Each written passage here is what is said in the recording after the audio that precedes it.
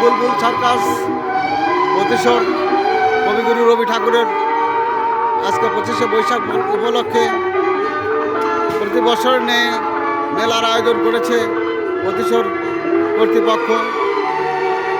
আপনারা দেখতে পাচ্ছেন বিভিন্ন আইটেমের দোকানও বসেছে এখানে, খাবার থেকে শুরু করে অনেক কিছুই।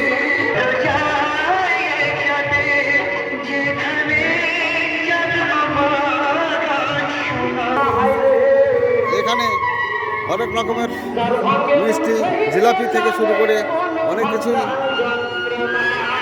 পাওয়া যাচ্ছে।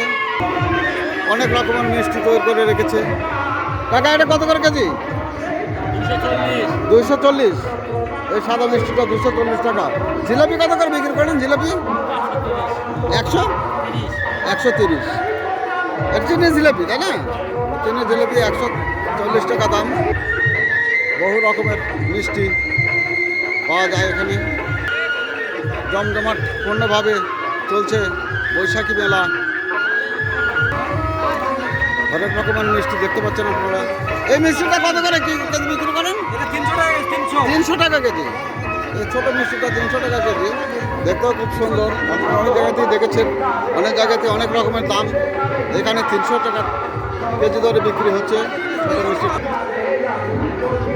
আরও কিছু দেখানোর জন্য চেষ্টা করব আপনাদেরকে।